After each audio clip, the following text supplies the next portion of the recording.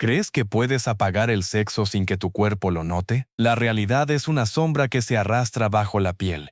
Al dejar la intimidad, tu organismo inicia una cuenta regresiva silenciosa que avanza con o sin tu consentimiento.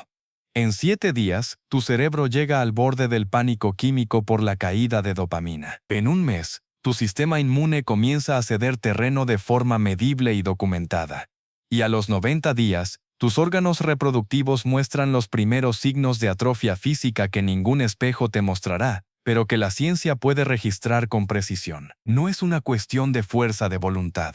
No es un juicio moral sobre lo que decides hacer o dejar de hacer con tu cuerpo. Es un sabotaje hormonal que reescribe tu anatomía mientras escuchas estas palabras y que la mayoría de personas atraviesa en completo silencio, sin tener ningún nombre para lo que les ocurre, sin saber si lo que sienten es normal o es una señal de alarma. Desde los monjes medievales que juraron celibato y describían en sus crónicas un deterioro físico que no comprendían, hasta los experimentos de los años 60 que intentaron medir el impacto de la abstinencia en voluntarios controlados. La historia nos muestra que la ausencia de sexo nunca ha sido un vacío neutral. Ha sido siempre una fuerza silenciosa que moldea la biología desde adentro, reorganiza las prioridades del sistema nervioso y reescribe el equilibrio hormonal de maneras que apenas estamos comenzando a cuantificar con rigor científico. En los próximos minutos desglosaremos con evidencia y rostro humano qué ocurre realmente en tu cuerpo cuando decides dejar el sexo.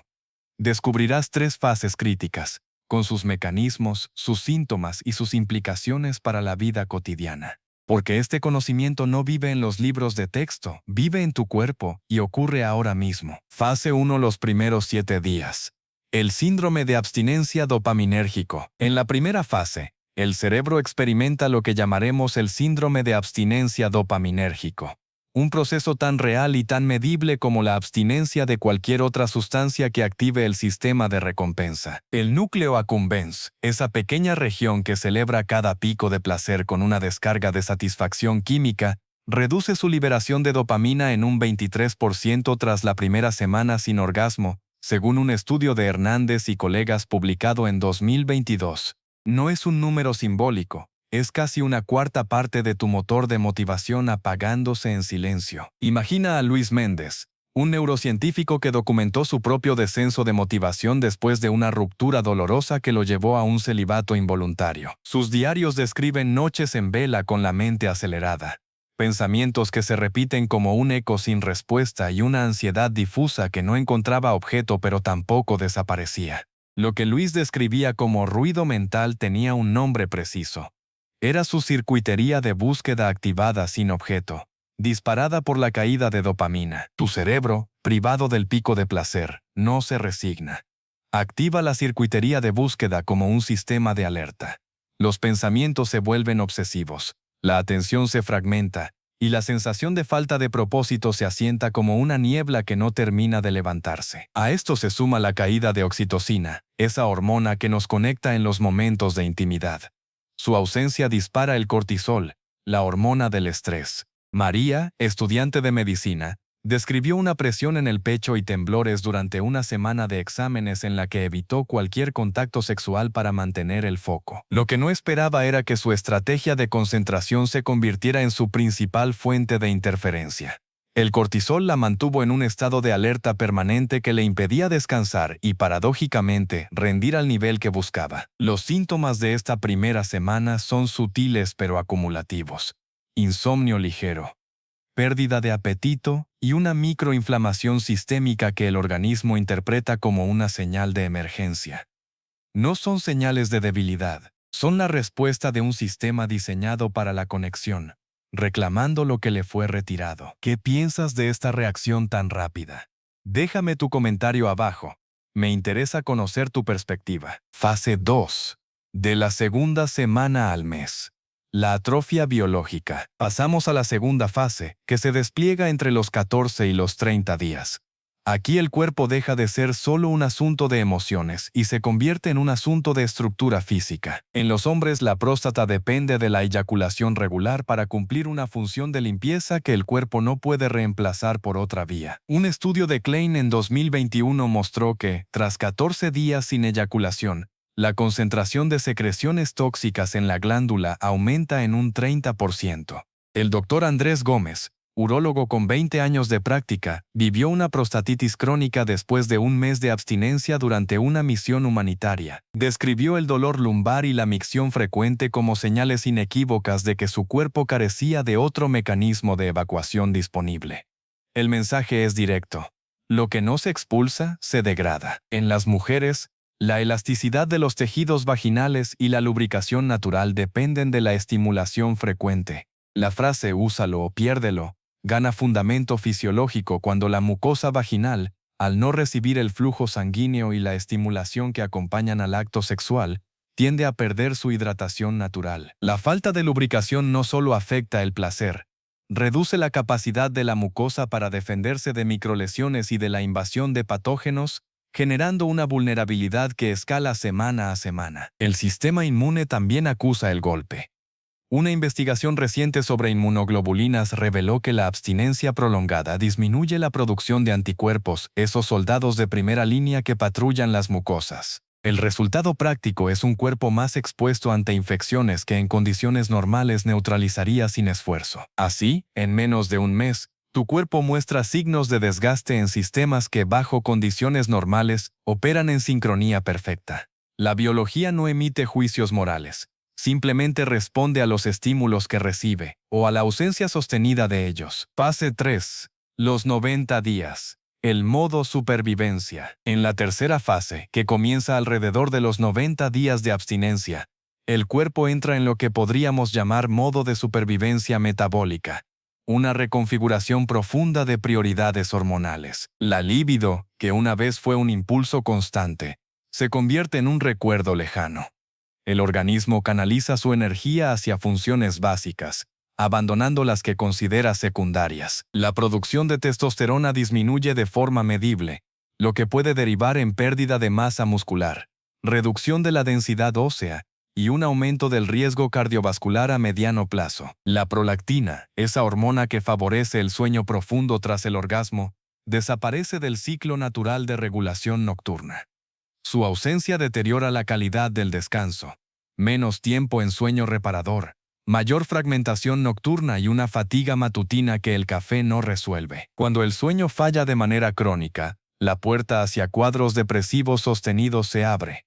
El cuerpo, intentando compensar, produce más cortisol, perpetuando un ciclo de alerta y agotamiento que se alimenta a sí mismo. En esta etapa las consecuencias dejan de ser anecdóticas.